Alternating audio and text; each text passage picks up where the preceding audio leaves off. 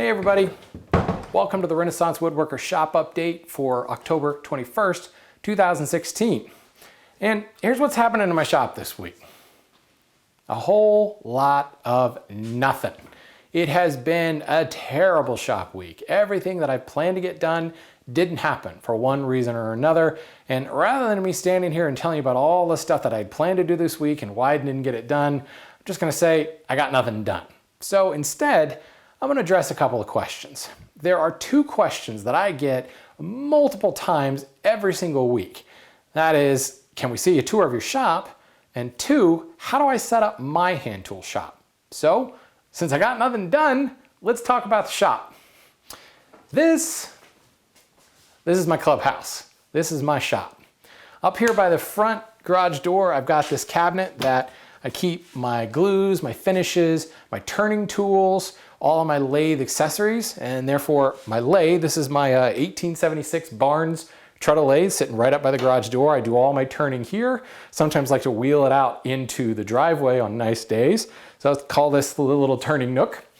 Over here is the one power tool concession in my shop. It's my 20-inch Grizzly planer, absolute beast, love it.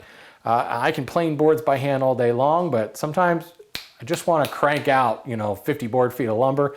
This thing's the machine for the job. And I've got dust collection right next to it. It's got a Steel City 1.5 horse dust collector, which I'm actually about to downsize that. It's way overkill for what I needed, especially considering the really, really short run.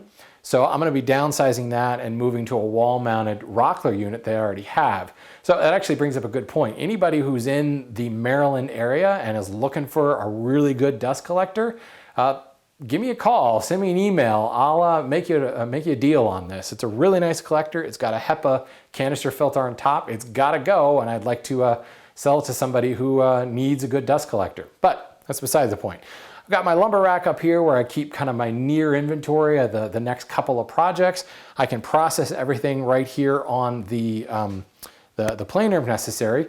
I've got this long open run in my shop here that is specifically for breaking down stock. I've got my saw bench right here. I can saw things to length, rip them to width. I've got a sawtill on the wall that I can get access to all of my saws. So this is one of the nice things about a hand tool shop is not only having space to bring the lumber in, but space where you can break down long lumber with hand saws. That's kind of this breakdown area, milling area. And then of course, the principle, the number one thing in my shop is this bench. It's my Rubo workbench. It is 8 feet long, 2 feet wide, weighs a lot. It is the center of the shop. And the hand tool shop, it's not the table saw that's in the center of the shop, it's the workbench. All of my work gets done here. In the hand tool shop, it's not about bringing the wood to the tool, it's bringing the tool to the wood. So you need a good, steady surface that you can put your wood on and do all your work from there. So because of that, I've got my tool cabinet right here against the wall. This one's really my pride and joy. This was the final project of semester 1 of the hand tool school. It's got every tool that I need for working at the bench, from rough milling bench planes here in the wing to fine finishing planes over in the other wing, to all the stuff in between, from molding planes to joinery planes to chisels to layout tools to files to drill bits to joinery saws, inlays and scratch stock, spoke shaves. It's all in this particular cabinet. And because I'm a hand tool fool, I've got overflow and I've got a shelf underneath it that's got some even more highly specialized tools, some OG molding planes, panel razors, things like that that's down there. It doesn't really have a home yet. I do all of my joinery work over here on my joinery bench. This is set much, much higher. The Rubo workbench is a planing bench. I've got mine set to be palm height. That is the perfect height I found for the hand milling type work that I do, for a lot of boring work, chopping out mortises, most of the heavy grunt work. When it comes to the finesse joinery work, that's this joinery bench. In my case, it's 45 inches high, which is elbow height. It's the perfect height for dovetails, and this is a dovetail machine. This wide front vise can clamp a full 24-inch wide carcass in it, and I've got my joinery saws, my fine joinery saws right here in the till, mallets for chopping out dovetails. I've got coping saws, fret saws, dividers, everything that I need for laying out and cutting joinery right here on this bench. It's also a great bench for carving. So I've got all of my carving chisels and on a shelf down here and tool rolls. Eventually I'm going to be building a cabinet for my carving chisels. This is going to go right here on the wall where this big empty space is. Back behind me, of course, I've got all of my clamps. I actually don't have that many clamps. Considering I've been woodworking as long as I haven't acquired that many clamps because I find that I actually don't need that much because I do a lot of drawbar joinery, a lot of sub-assemblies and things like that. And frankly, I work kind of slow, so I'm never really in a situation where I've got that much that needs to be glued up all at once. So I'm surprised at how few clamps I actually have. Now, you guys remember I mentioned those panel clamps last week. Here they are all finished. Certainly we'll be releasing a video on those soon.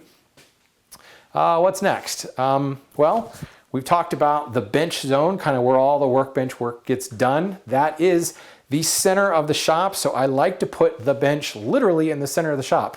I've got full 360-degree access to my bench. I have a sliding leg vise on this.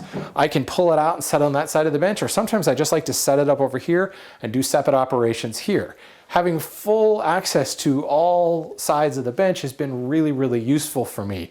And I highly recommend just dropping your bench right in the middle of things. So the hand tool shop really needs that bench in the center. It needs an open area for sawing, bringing longboards in, knocking them down. And you definitely need to have a dedicated sharpening station. Now, I've got a big sharpening station here that I'm going to tear down and make something much, much smaller because really all of my sharpening is done right in this little area here. But I recommend that you have a spot always set up.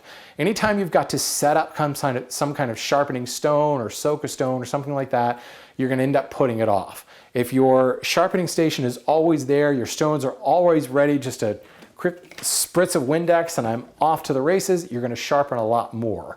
And sharp tools are really the #1 secret to hand tool woodworking.